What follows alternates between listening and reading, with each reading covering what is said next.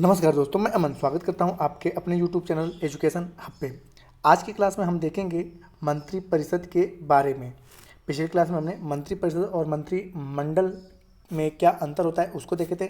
आज हम देखेंगे मंत्रिपरिषद और इनमें जो 3 स्तर के मंत्री होते हैं उनके बारे में। चलिए शुरू करते हैं बिना किसी देरी के। तो जैसा कि आपको पता है कि भारतीय संविधान के अनुच्छेद 74 में मंत्रिपरिषद के गठन के बारे में उल्लेख किया गया है तथा अनुच्छेद 75 में उनकी नियुक्ति, उनके कार्यकाल, उनकी जिम्मेदारियां, उनकी शपथ, उनकी योग्यता, वेतन और भत्तों का उल्लेख किया गया है। तो मंत्रिपरिषद के गठन के बारे में उल्लेख किसमें 74 में है और उनकी नियुक्ति कैसी होगी, उनके कार्यकाल क्या होगा, उनकी जिम्मेदारियां, उनकी शपथ, उनकी योग्यताएं और उनके वेतन और भत्तों के बारे में अनुच्छेद 75 में उल्लेख किया गया है। आगे की अगर बात करें तो जो मंत्रिपरिषद होते हैं उनके 3 स्तर होते हैं। एक कैबिनेट मंत्री, दूसरा होता है आपका राज्य मंत्री और तीसरा होता है उप मंत्री। और इन सभी मंत्रियों का प्रधान जो होता है वो प्रधानमंत्री होता है। इसको हम लोग एक फिगर के जरिए देखते हैं। तो आप देख पा रहे हो कि केंद्र में क्या है, प्रधानमंत्री है, उसके बाद कैबिनेट मंत्री, राज्य मंत्री, उप मंत्री और इन सभी लोगों को मिलाकर क्या बन रहा है, आपका एक मंत्री परिषद बन रहा है। ठीक है। तो प्रधानमंत्री क्या है, केंद्र में मतलब कि शीर्ष पर है। उसके बाद सबसे बड़ा जो होता है, सबसे अधिक पावर किसके पास होता है, कैबिनेट मंत्री के पास।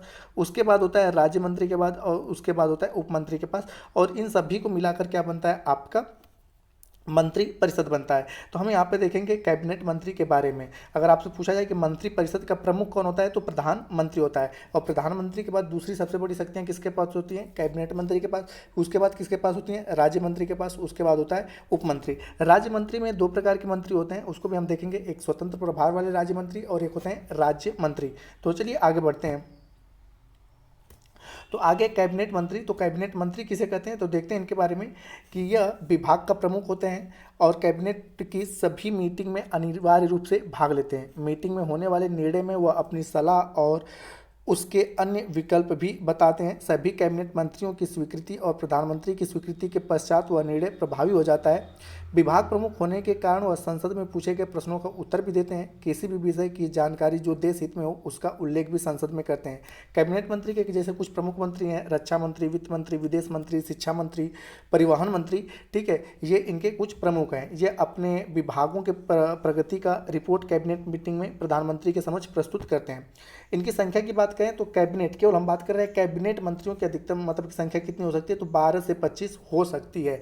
तो जिनके पास बड़े बड़े मंत्रालय होते हैं, जैसे मैंने बताया कि रक्षा मंत्रालय हो गया, वित्त मंत्रालय हो गया, विदेश मंत्रालय हो गया, शिक्षा मंत्रालय हो गया, रेल मंत्रालय हो गया, परिवहन मंत्रालय हो गया, इस प्रकार से जो मंत्रालय जिनके पास होता है उन्हें कैबिनेट मंत्री कहते हैं। उनकी संख्या 12 से 25 हो सकती है और यह सभी मंत्रियों में सबसे प्रमुख होते हैं। मतलब प्रधानमंत्री के बाद दूसरा नंबर इनका आता है। फिर से इस फिगर को हम देख सकते हैं, जैसे कि प्रधानमंत्री और कैबिनेट मंत्री, राज्य मंत्री, उप मंत्री और मंत्री परिषद।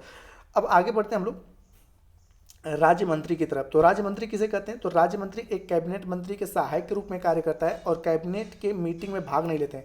याद रखिए कि जो राज्य मंत्री होते हैं वह कैबिनेट की मीटिंग में भाग नहीं लेते हैं, परंतु इनको सुविधाएं जो मिलती हैं वह कैबिनेट मंत्री वाली ही मिलती हैं। जबकि स्वतंत्र प्रभार जो राज्य मंत्री होते हैं वह जरूरत पड़ने पर कैबिनेट की मीटिंग में अपनी बातों को रख सकते हैं। तो याद रखिएगा कि अगर आपसे पूछा जाए कि क्या राज्य मंत्री कैबिनेट की मीटिंग में भाग ले सकता है, तो आंसर क्या होगा, नहीं।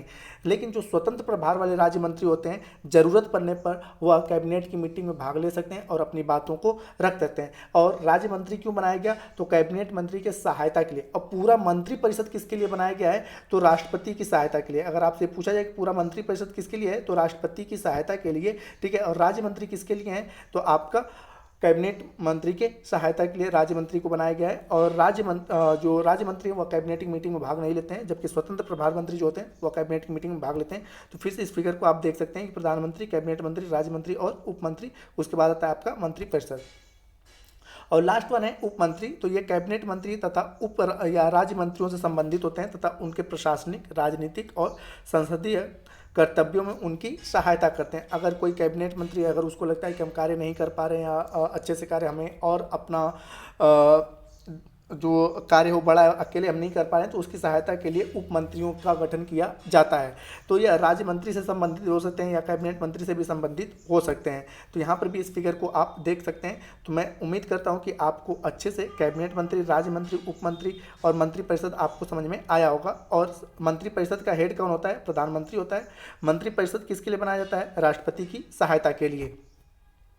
अब यहाँ पे मंत्रिपरिषद से संबंधित कुछ अनुच्छेद को अगर देखें हम, तो अनुच्छेद 74 जो है, राष्ट्रपति को सहायता और सलाह के लिए मंत्रिपरिषद का गठन किया जाता है, जैसा कि मैं आपको पहले बताता रहा हूँ। उसके बाद है अनुच्छेद 75, राष्ट्रपति के द्वारा प्रधानमंत्री की नियुक्ति की जाएगी और प्रधानमंत्री की सलाह पर राष्ट्रपति अन्य मंत्रियों की नियुक्ति करेगा। तो ये भी क्वेश्चन पूछा जा सकता है कि किसकी सलाह पर राष्ट्रपति अन्य मंत्रियों की नियुक्ति करता है? तो प्रधानमंत्री की सलाह पर। इसकी व्याख्या किसमें की गई? अनुच्छेद 75 में। और प्रधानमंत्री की भी नियुक्ति कौन करता है? राष्ट्रपति करता है। अगला है 77 की भारत सरकार के कार्यों का संचालन, ठीक है।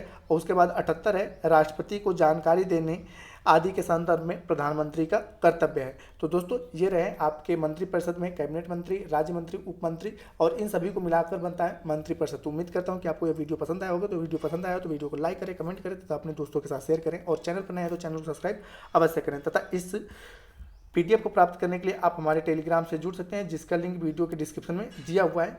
या आप लिंक के जरिए नहीं ज्वाइन कर पा रहे हैं तो आप टेलीग्राम में जाकर education hub by Aman sir search करें और वहां से आप टेलीग्राम को ज्वाइन कर सकते हैं। तो वीडियो के अंत तक बने रहने के लिए धन्यवाद। मिलते हैं जल्दी नेक्स्ट वीडियो।